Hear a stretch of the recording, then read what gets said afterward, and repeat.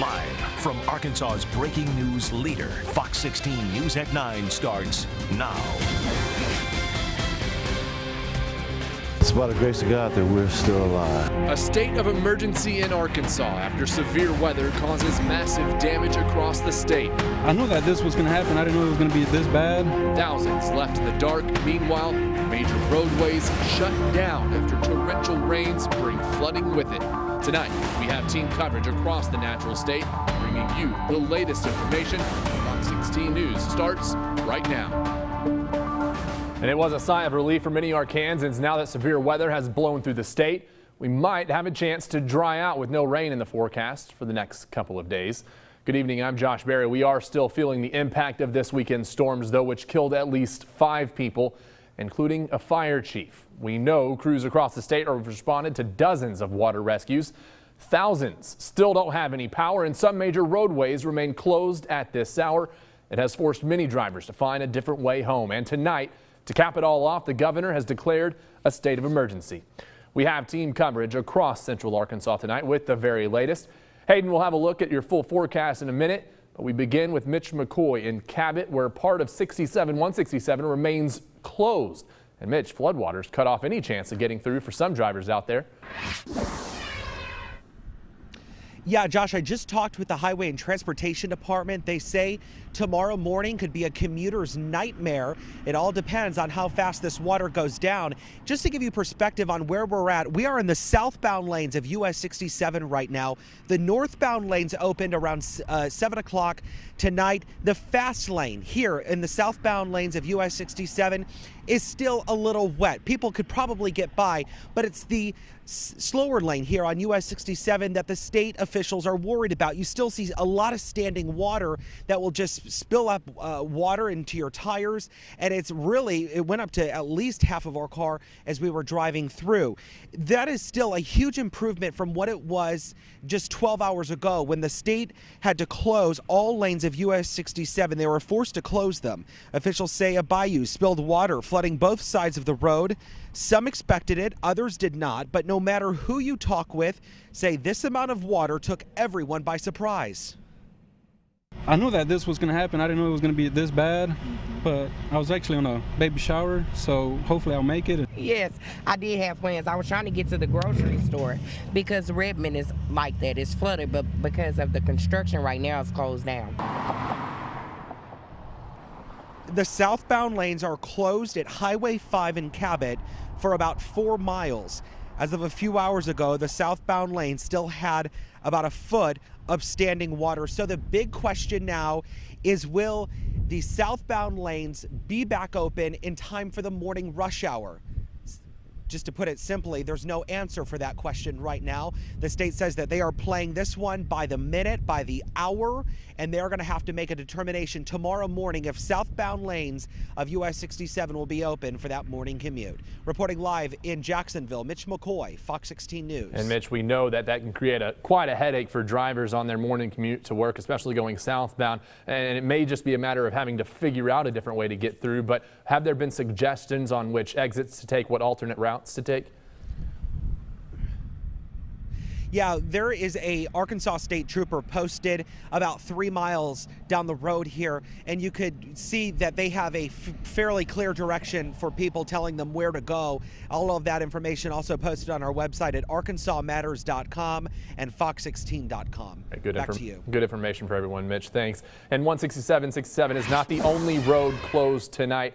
Take a look at that map from iDrive Arkansas. Those blue X's on the map are flooded highways, while any red X that you might see mean that the roadway has been completely shut down.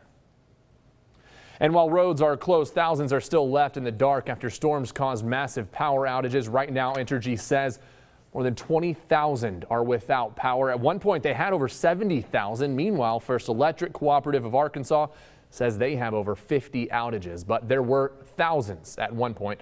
We have been told that some people may be without power for days as crews try to restore power to some of those customers. And the storm damage extends all across the state as many woke up this morning without that power. Trees were across the roads, and in some cases, they had flooded homes. Our team coverage continues tonight with Fox 16's Isabella Moeller live from Benton. Isabella, what have you been seeing today? Josh, you know, we've seen it all from Bishop Park in Bryant, which is completely flooded this morning. Now the water we've seen is starting to secede. And now here we're in Benton, where this house had a tree go right through the roof. You can see the window behind me is cracked. But besides all the damage we've seen, we've also seen some incredible care and compassion with 4 strangers that came together to help those in need in Saline County through all the damage this morning.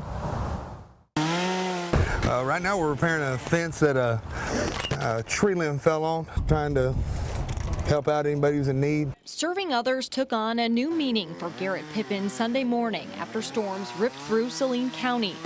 I got on Facebook, put on my page, you know, just reached out to anybody who was in need and made sure they understood that it was that the help was free of charge, that they didn't need to worry about that. Pippin, along with 3 total strangers, came together to help out neighbors in need, like Patty Meek, get back on their feet. But it's just a blessing to me. Meek fighting back her emotions while she watched Pippin and other volunteers remove a tree from her yard free of charge. It's a miracle for me. I really appreciate everybody's help. Meek isn't the only one dealing with damage. John Watson in Benton will spend the night in a home with a tarp as part of his roof after a tree crashed down on his house overnight. It's by the grace of God that we're still alive. And Bishop Park in Bryant flooded, including Boone Road. Pippin and his crew say they've helped at least 5 people in their cleanup process.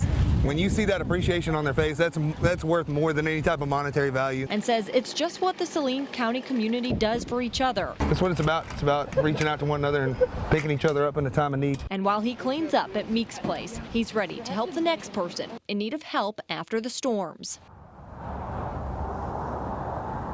And the majority of what we've seen are some flooded roads, some trees down, and the majority of people are not dealing with this. Unfortunately, the Watson family is. Again, it's a good reminder, as Mitch was saying, where he is in Jacksonville. If you do see water, turn around, don't drown. Just be careful out there, and you can see what these storms have done across the area. We're live in Benton. Josh, we'll send it back to you. All right, Isabella, thanks so much. And also happening in Saline County this evening, the sheriff's office says 2 kayakers have been rescued after getting stuck in fast-moving water. That's about 3 miles downstream from the Lake Winona Dam in a remote area of Saline County. We're told crews are still on the scene, but they couldn't immediately say if they're looking for a 3rd boater on the water. Now, weather to plan your day with meteorologist Hayden Nix. Here at the top of the show, we've been talking about how it was a very active weather pattern just 24 hours ago, where we had flash flooding and severe weather on top of that, with severe thunderstorm warnings and even a couple of tornado warnings. But I can tell you this, the picture looks much different tonight as we calm things down and go towards the quiet end of a weekend here. And we're still, though, seeing just a few light showers popping up, and we're expecting those to remain on the light side. I know a lot of northwestern Arkansas has seen too much rain over the short amount of time these past couple of days, rather, but looks like that's going to stay less than about 1/10 of an inch. So it's good that it's staying on the light side. Hopefully it's not going to interfere too much, as it's going to be moving through fairly quickly. And this is all part of a large low pressure system that is spanning from Kansas up towards Minnesota, over to the Great Lakes, all the way down into Georgia and Mississippi at this time, creating snowfall out west and strong to severe thunderstorms down towards Mississippi, Georgia, Tennessee, and Kentucky. So this is a fairly complex system, and one that's strong for this time of year, but now we're seeing all of that come to an end for Arkansas. Now, the next couple of days, just for the fact that we had a lot of rainfall over a short amount of time, we're not out of the woods just yet with all of this flash flooding. We still have the rivers that need to channel the rest of this down into the Mississippi River, and we do have flood warnings in effect from Saline River, Ouachita River, Black River, the White River. We've got to keep tabs on all of these, and especially the Buffalo River in north central Arkansas, because we're going to have to see exactly how much happens all at once. And you want to monitor those flood stages, go to water.weather.gov to make sure that we check out any changes in those flood stages there. Now, getting back to a little bit more of a quiet fashion here for the rest of this evening, we have temperatures in the 50s, so going to wrap it up on the cool side, and we're going to start out a little bit on the cool side tomorrow morning. And the breezy conditions are going to stay with us too. We're going to have south-southwest winds between 5 and 15 tonight. Going to pick those up a little bit more for tomorrow. I'm going to step out and show you here 47. That's where we're expected to head tonight, then low 70s for high temperature tomorrow. Josh mentioned that we did have a couple of days of dry conditions. We're still going to talk about rain chances in this new work week forecast. We'll talk more about that coming up in a few minutes. A Conway homeowner says floodwaters ripped through his home, damaging all of his family's furniture and belongings. Chad Johnson says water from a nearby creek went through his family's house. Video footage shows the family's bedrooms, kitchen, and living room. Damaged fences and yards could be seen near where the creek spilled over. Yeah, it was moving in really quickly. Like, I couldn't even open the doors because there was so much force against the doors that whenever I tried to open them, they just pushed back in. The family says they don't have any flood insurance, but they are hoping to get help from the state to be able to stay inside their home. And the flooding also impacted several downtown businesses in Conway last night. Store owners told us they spent much of the day cleaning up and trying to salvage whatever they could. Some of the businesses, including a bridal shop and a men's store. And check out this video from Conway. The fire chief told me today this dramatic, intense scene played out last night on Graham Drive around 12:35 a.m. I'm told it was a gas line explosion, but they had to fight it in knee-deep floodwater. The chief says the fire hose was actually floating on top of all of it. He says he's never seen anything like it. The home was a total loss, but we're told everyone got out. And another death associated with the severe weather. A fire chief was killed after he was hit by a car this morning on Highway 25 near Quitman. State police say Chief Doug Deckard was checking water lines when he was hit. Deckard was a firefighter for over 40 years, officials said in the Post, announcing his death that Deckard's kindness, work ethic, and enthusiasm will be sorely missed. In the city of DeWitt also cleaning up today after Saturday's deadly storms. A woman was killed after a tree fell onto a mobile home. That happened around 6 o'clock Saturday night. Police say she was lying on her couch when the tree collapsed into her home. Officials also say damage was done to Crest Park Nursing Home. The roof of that was blown off and there's damage to the building, but no one there was injured. And in northwest Arkansas, crews are still looking for 2 missing children who disappeared during last night's weather. According to the Madison County Sheriff's Office, authorities responded to a swift water rescue Saturday afternoon. The mother, who was the driver of the vehicle that started to get swept away, swam to safety, but she couldn't find her children.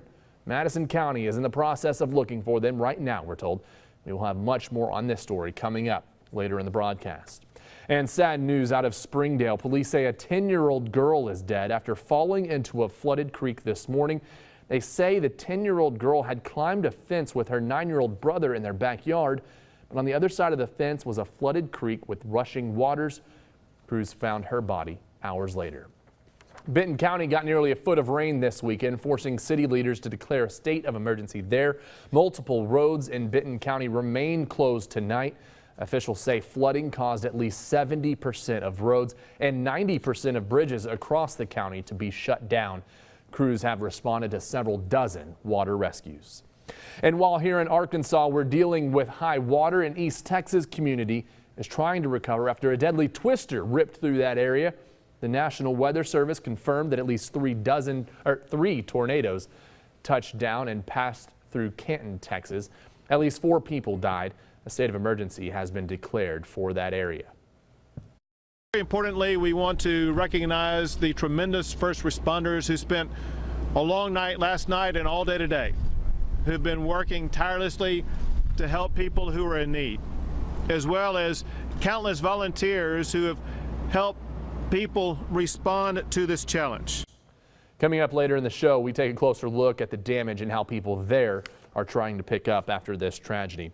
And we will continue to follow storm damage coverage throughout the newscast. You can follow, of course, here on the air and online for the latest. You can also follow us on our social media pages. But the big question a lot of us have is, when will the rain come back? Hayden has a look at what we can expect next. And we have crews on the ground surveying all of the storm damage.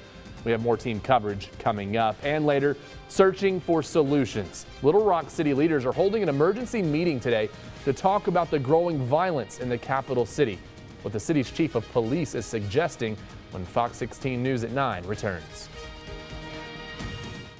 Weather to plan your day with meteorologist Hayden Nix. Welcome back here, folks. I just want to let you know that we're not tracking any severe weather for tonight, so try to rest easy. We're looking at a nice couple of days coming in here for the start of the work week and for the 1st of May. We are, they're wrapping up the end of April today, going to May 1st tomorrow. And at this point, starting to see some cloud cover coming back into northwestern parts of the state, just for the fact that we're still watching this very large low pressure system continuing to wind itself up. You can see that counterclockwise motion and almost textbook low pressure system in its most mature state when it looks like a comma that you would draw when you're writing a sentence there. That's what looks like a very mature low pressure system that gave way to snowfall off towards the west and strong to severe weather from Arkansas yesterday, now moving into eastern portions of the state, southeastern portions of the state rather, and up towards the Ohio River Valley. So we're going to be done with it down here in Arkansas, just seeing some leftover showers in the northwestern half of the state. But yesterday, particularly last night, we had a lot of reports coming in with this. Most of it thunderstorm wind damage, and you can see that scattered quite a bit through the natural state here, and a lot of that factoring in from us being in the time of year where we have some foliage all in full bloom here. So you've got your trees with having the most foliage on there at this point in time, so it doesn't take as much wind for it to snap or topple over. And you also have to factor in all that heavy rainfall saturating the soils. That weakens the root system, and really kind of a 1-2 punch you don't want to see whenever we have these kind of severe weather events. Talk about rainfall here. I want to just show you some of them. Now, you may notice here that I've got some areas highlighted with the rainfall number, but just outside of that, heavier amounts were particularly in Woodruff County between Des Arc and McCrory. We had between 5 and 7 inches of rainfall reported there. In Greenbrier, Faulkner County, 5 to 7 there. And over in Greenwood, west of Hot Springs, 5 to 7 in those locations. 7 inches plus in Washington and Benton counties, but just south of there in Fayetteville, more than 4.5 inches reported there, more than 5 inches here in the capital city. Around 2.5 in Clinton, just shy of 1.5 inches in Pine Bluff, and more than 2.5 inches in Hot Springs, almost 3 inches. Mount Ida, almost 6 inches of rainfall. And all of this has to drain somewhere, so we're not out of the woods yet with the flash flooding. Now we're looking at our rivers and tributaries, where all that's being channeled to. Heading towards the Mississippi River, it's going to fill up our rivers and likely create some flooding downstream with that. And a lot of it's really concerning in northeastern Arkansas. So if you live close to the Black River, the White River, the Ouachita River, south of towards Clark County, Buffalo River there, excuse me, I try to remember all the ones that are in effect here. Make sure to check water.weather.gov. You can all check the forecast where it's going to be expected to get to flood stage and maybe major flooding on that website. And if you are living close there, just please keep tabs on that as we continue over the next few days, seeing how that's going to be realized with all this water excess that we had over just a short amount of time. Satellite radar shows that system lifting off towards the northeast. We're finished with it, with the exception of just a few passing showers during the overnight hours for northwestern Arkansas, but not seeing much in the way of that system providing any concern there. Just about 1/10 of an inch or less with that. Ridge of high pressure is going to continue to provide nice weather for us over the next couple of days here. We'll have breezy conditions tonight. That'll run into tomorrow, but plenty of sunshine to help us warm back into the 70s. Now, Tuesday night, we'll see a new system developing off towards the west. This is going to provide a quick hit of showers Wednesday, maybe lingering into Thursday. At this point, it looks like rainfall estimates between 1/2 inch to maybe 1.5 inches, but over a longer period of time. So it doesn't look like flash flooding is going to be a big concern, but we've got to watch that closely given the fact that we've had a lot of rainfall just in the last 24 hours here. No severe weather is expected at this time. Temperature-wise, though, getting back to the top of the forecast, we're sitting in the 50s, upper 40s already starting to be reported in Harrison. We've got windy conditions out of the south-southwest. We're going to see those stay sustained between 5 and 15 miles per hour, maybe gusting up to 20 at times. Breaking down your forecast a little more for tomorrow, breezy weather in there. We'll get back to the 50s by 9 o'clock, then head into the mid-60s by noon. And then tomorrow afternoon, lower 70s. Rest of your 7-day forecast shows, as I mentioned, that rain chance in there for Wednesday into Thursday. But after that, not too bad of a weekend shaping up next weekend. Some breaks in the rain. That's what I know a lot of people are looking forward to. And many of you have sent in your pictures to our Facebook and Twitter pages. We're going to take a chance to look at some of them. We ask you to send those in for us every once in a while. We had this picture sent in. This was actually downtown Conway. Here's a few more pictures showing this.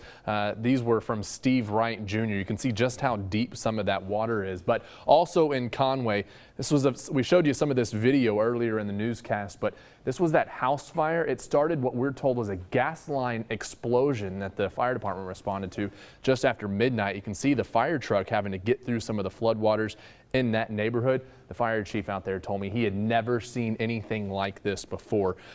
This picture was from Dara Casey. This was in Malvern. There were 2 trees in that backyard. It said it just missed the shed in the house, so they lucked out with that. We know that when the ground gets that saturated, the trees will fall over with just a bit of wind. It doesn't take very strong winds sometimes. It does not take much, especially now that we're in that full foliage time with all the trees. Right.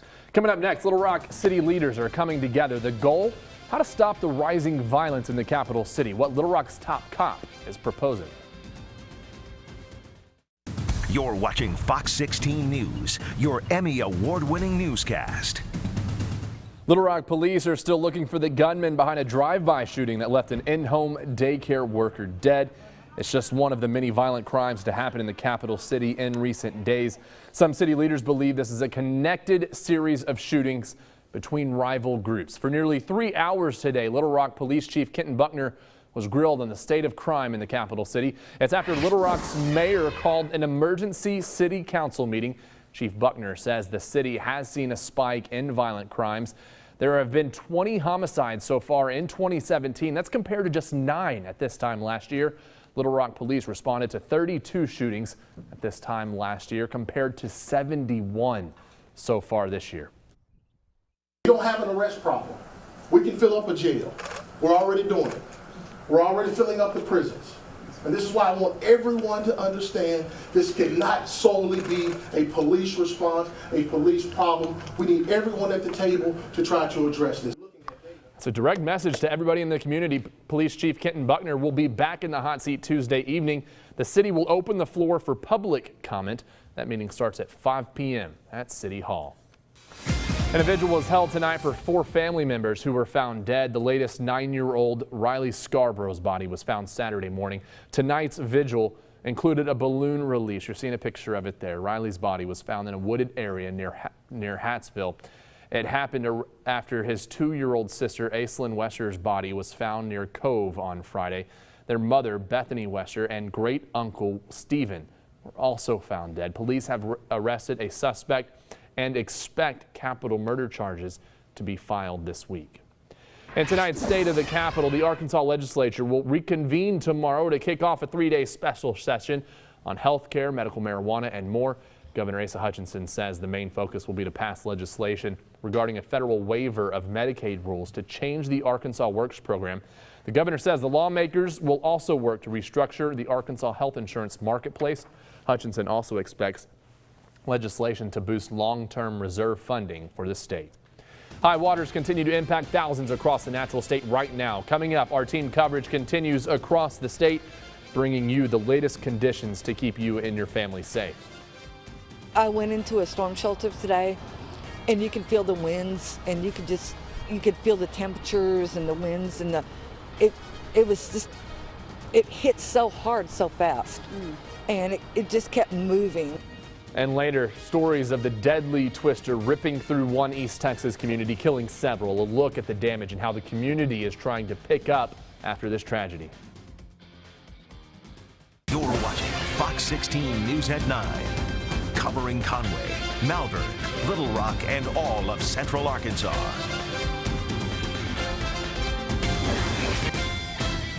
Central Arkansas and much of the state, for that matter, is underwater this week, and the storms brought heavy rain. Some areas seeing over a foot of rainfall. High waters caused headaches for drivers as many major roadways were shut down. And meanwhile, many neighborhoods are left to pick up after storms caused massive damage to homes and businesses. We continue our team coverage tonight. We go back out to Fox 16's Mitch McCoy, where 167 remains closed due to floodwaters. And Mitch, we know that this is a recurring problem out there. Seems to be just more of the same. People might want to map out their way to work in the morning. Yeah, you're absolutely right, Josh. The highway department tells me this could be a commuter's worst nightmare, but at the 7 a.m. style, a traffic headache in the morning. I'm standing at about 2 to 3 inches of just standing water. We're in the southbound lanes right now. This is the median, but this standing water moves over into the southbound lanes and in the slow lane specifically. So that's why they have US 67 shut down right now. But this is a huge improvement than several hours ago when motorists were going through a bunch of standing water. We were sent some viewer video. That's right before the highway department closed down both the southbound and northbound sides of US 67. I'm told that the highway department is monitoring this situation overnight. They really don't have a decision yet on if the highway is going to continue to be shut down, at least the southbound lane specifically, tomorrow morning. They are monitoring this situation by the minute here. There are several, we're actually having a state trooper rolling up right over in front of us, but you also have the highway department posted out here too to make sure no cars get caught in this standing water. Reporting live in Jacksonville, Mitch McCoy, Fox 16 News. All right, Mitch, thanks so much. And take a look at a map from iDrive, Arkansas. There are other major roadways that are closed. If you take a close look at the map, if you see any blue X's, those are flooded highways, while the red X's mean that the roadway has been completely shut down. And while roads are closed, thousands are still left in the dark after storms caused massive power outages. Right now, Entergy says 17,000 are without power. That's a update from 20,000 earlier in the newscast. At one point, they had over 70,000. Meanwhile, First Electric Cooperative Arkansas says they have over 50 outages, but there were thousands at one point. We have been told that some people may be without power for days as crews try to restore power to those customers. Saline County is seeing their fair share of storm damage, many waking up this morning to no power, trees in the road, and flooded homes. We go back out to Fox 16's Isabella Moeller live from Benton. Isabella? Yeah, Josh, we're in Benton along Long Hills Road, and the majority of what we've seen are some downed trees, most of them not hitting homes or cars, but this one in this yard, you can see this tree completely uprooted, and it did end up hitting this home behind us. The window is cracked, and it went right into their master bedroom. All throughout the day, they have been putting a tarp on the roof. They've had several people out helping them, and they are actually now staying in a hotel because it's just not, they're just not able to stay there the night. Another group of men out today in Saline County helping others out as they try to pick up from storm damage. Garrett Pippin helping half a dozen homeowners out there with 3 strangers that felt compelled to help their community. They spent the afternoon fixing a chain link fence. After this woman's tree went through it, covering the road, she said she was shocked. Someone wanted to help free of charge. He asked me, could he help me? And I said, yeah. I was kind of shocked. I said, but honey, I don't have no money. He said, I'm not there to charge you. And that's Patty Meek. She was clearly emotional as we were talking to her today, just shocked and in awe that someone in her community was willing to help her out free of charge. Benton isn't the only place that was hit. Bishop Park saw their fair share of storm damage. The park flooded, as you can see, and the water has gone down, but this morning that wasn't the case. Now, this homeowner specifically was telling us that, you know, while his home has been damaged and luckily there were no injuries, he's just glad that everyone was able to get out safe, that his family is safe, and his neighbors are as well. So again, what we've seen mostly in Saline County are some flooded streets. Again, if you do see that, turn around, don't drown, some downed trees, and a couple homes that have been damaged. We're live in Benton. Josh, let's send it back to you. All right, Isabella, thanks so much. Now, weather to plan your day with meteorologist Hayden Nix. And as we've been talking about, a dry couple of days in the forecast, but we do have a small transition that we'll have to see in the middle of the week, so let's talk about it with future satellite and radar. There's that strong low pressure system here already wrapping up that comma shape that you can see just kind of tailing from Kansas up towards Minnesota back down towards the southeastern half of the United States. That is done with us. There's the cold front pushing off towards the east. We've got a ridge of high pressure that's going to provide nice, quiet weather for the next couple of days, where we've got dry air coming in. We've got a little bit of some bracing conditions that we will have to factor in tonight and into tomorrow. But once we head into Tuesday, that will become a secondary thought because we'll have this ridge center over us. Then we'll have that southerly wind flow come back in here. We'll have low 70s tomorrow, then go back into the 80s on Tuesday before we see some cooler than normal conditions by the end of the work week. And that's all thanks to this low pressure system developing out west. This system will provide a chance for showers maybe as early as Tuesday night, but it looks like the best rain chances. I know it's going to be kind of hard to hear that we have more of that on the way after seeing a lot of it over the weekend. Rain chances are in the forecast Wednesday and Thursday. Rainfall amounts 1/2 inch to maybe an inch 1.5 inches, but that's going to be over a longer period of time. Hopefully a little more gentle and not all at once. That's what we're looking at. It's more of a gentle rainfall with this system and no severe weather. But we certainly need to keep tabs on flash flooding being a possibility given the fact that we've had a lot of rainfall here this weekend. Your bus stop forecast for tomorrow, getting the first full day of the work week started, upper 40s. And you might want to let the kiddos have a light jacket. We'll have a breezy day ahead, and though we will go to some warm conditions tomorrow afternoon. Low 70s, full sunshine, but still keeping that breezy factor in effect. Josh. All right, Hayden, thanks so much. In northwest Arkansas, around 3 o'clock on Saturday, the Madison County Sheriff's Office received a call from a woman who had been stranded in high water after swift flooding waters pushed her car into Glade Creek, but her 2 children were missing. Since then, her car has been pulled out nearly a mile away from that bridge. Ryan King shows us what emergency crews have been doing in the search for her little ones. We've got 2 search teams in the water down below the bridge where the car went off last night. They're actually walking in the water. They're doing bank-to-bank search, and we also have searchers up on the banks walking the edge of the creek. Dozens of people have been on hand all day, helping in any way they can. Those in wetsuits search bank to bank in the creek. Others use ATVs to search back and forth from the staging area to the bridge. There's been some articles of clothing that was probably in the car, but as far as signs of them, no, not yet. To help in the search efforts, a helicopter was brought in earlier today to cover an area of the river that is too deep to walk through. She made it part of the way across the river, and the car started floating on her. The water height, the debris that's in the water, there's several issues that go along with it. Sheriff Evans says as time has passed, expectations have changed. Right now we're probably looking at a recovery effort. It's the way things happened, and I hate to look at it that way, but we're hoping for the best. Sad developments up there. Sheriff Evans says they are not sure how far the kids could have gone in the water just yet because Glade Creek flows into War Eagle Creek. The water has gone down 5 or 6 feet since yesterday, which should help in those recovery efforts. And sad news out of Springdale. Police say a 10-year-old girl is dead after falling into flooded creek this morning. They say the 10-year-old girl had climbed a fence with her 9-year-old brother in their backyard. On the other side of the fence was a flooded creek with rushing waters. Crews found her body hours later.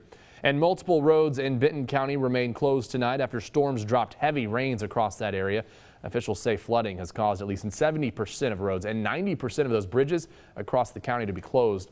Benton County is one of the many Arkansas communities that have declared a state of emergency. Crews have responded to several dozen water rescues. Meanwhile, in northeast Arkansas, many were forced to evacuate from their homes. The Jonesboro Police and the Red Cross had to help transport families to temporary shelters due to flash flooding. A couple hours later, those waters receded enough to allow people to go back to their homes. And we will continue our storm damage coverage throughout this newscast. You can follow us both on the air and online for the latest. You can also follow us on our social media pages. Straight ahead in East Texas, a devastating tornado rips through a small community, killing several people.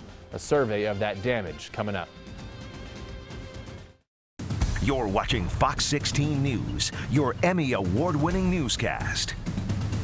Arkansas is not the only state trying to recover from severe weather and deaths as a result of it. A deadly tornado ripped through a tiny East Texas town, leaving a trail of destruction in its path. At least 4 people are dead after tornadoes tore through the area near Canton, Texas. Fox News correspondent Ray Bogan is in Texas tonight with the very latest. East Texas is recovering after tornadoes tore through the area, leaving a trail of destroyed homes, overturned vehicles, and mangled trees. I went into a storm shelter today, and you can feel the winds, and you could feel the temperatures and the winds, and it hit so hard so fast. And it just kept moving. I've never seen anything like it after 22 years of living here. The National Weather Service confirmed that at least 3 tornadoes touched down and passed through Canton and Eustis, Texas. The tornado that struck Canton grew up to a half-mile wide as it blasted a 40-mile path of destruction. Canton Mayor Lou Ann Everett signed an emergency declaration for the area, describing the damage as heartbreaking and upsetting. A disaster declaration for the city. And we have been contacted by numerous agencies and elected officials, including our state representative, our state senator, Senator Ted Cruz office, and the White House this morning. Very importantly, we want to recognize the tremendous first responders who spent a long night last night and all day today who've been working tirelessly to help people who are in need, as well as countless volunteers who have helped people respond to this challenge. The tornado's path is clearly visible from the air. Aerials show downed power lines and debris littering the Texas countryside. Power crews from across the state are in the area helping to restore the power. Emergency crews across East Texas continue to survey the damage and search for victims. In Texas, Ray Bogan, Fox News. And you can get the latest on this story and more of the severe weather coverage and the damage in its path online and, of course, on social media. Ben Creighton joins us next with sports. Now, Fox 16 Sports with Ben Creighton. Unlike up in Fayetteville, where the Hogs had to retreat indoors, the weather held up extremely well through most of the day down in Pine Bluff yesterday. Head coach Monty Coleman even said he was extremely grateful when he woke up and saw the sun was shining so that the Golden Lions could battle it out in their spring game. Coleman didn't put in the whole offense or the whole defense in the scrimmage because he wanted his team to perfect some things.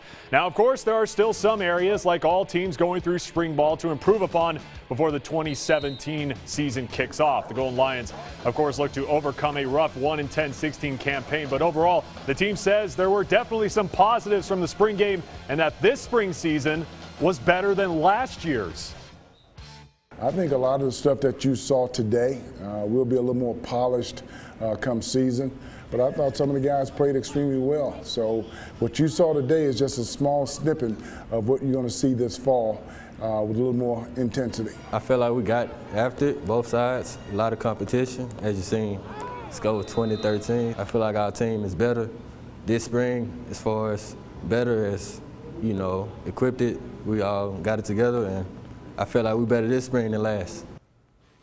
Man, there is no slowing down Dallas Keuchel, the Pro Hog, with another huge performance on the mound today, and the Astros win over the A's. Keuchel went 7 2/3, striking out 9 and allowing only 1 earned run. Now leading the majors with 5 wins on the season. His ERA now sits at 1.21, which is 3rd in the majors. Hopefully, as we get closer to October, he'll be competing for a Cy Young Award.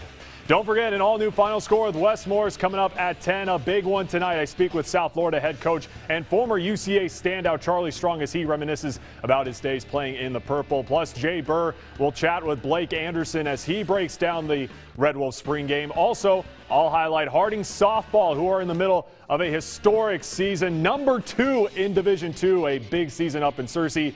And, of course, I'll have a whole lot more on the Razorbacks wrapping up spring practice. Again, that's coming up in just a few minutes right here on Fox 16. Stick around. A lot more coming up when we come back. You're watching Fox 16 News at 9. Covering Searcy, Batesville, Little Rock, and all of Central Arkansas. And I can't recommend you try this at home, but some people did try and make light of the tough weather weekend. This video went viral on social media. It shows a man riding an inflatable duck down the street in Washington County after heavy rains caused some flooding there on Saturday. So might not be the smartest thing to do because you never know what the flood waters will do, but if you can do it safely, you know, in your front yard or something, you know, get out and have a little fun. Or what might be in the water. And I mean, we live in Arkansas. Very Could very well be some other things. I think I saw a picture of a guy who just fished off his porch and caught a bass just out of his front yard. That's living the life right there. You don't even have to go far from outside your door. Fisherman, you don't have to take your boat to the lake or anything like that. Just drop a line off the front porch. Definitely so. We do have a little bit of a drier spell in the forecast for the start of the work week. Hey, don't forget, tomorrow's May 1st. We're wrapping it up. April showers bring May flowers. We'll have low 70s in there on Monday. Then we've got 80 on Tuesday. A brief halt in the sunshine and dry weather. We've got rain chances Wednesday and Thursday. They will be brief, not all at once. Rainfall amounts are still kind of ranging between 1/2 inch and 1.5 inches. Certainly don't need more than that at all because we've already been rain soaked this weekend. But Friday, Saturday, and Sunday, look at that. Sunshine coming back. And 70s and lower 80s, that's beautiful. Yeah, love nice it. Forecast. Hayden, thanks so much. And thank you for joining us for Fox 16 News at 9. The Final Score is next. Have a good night.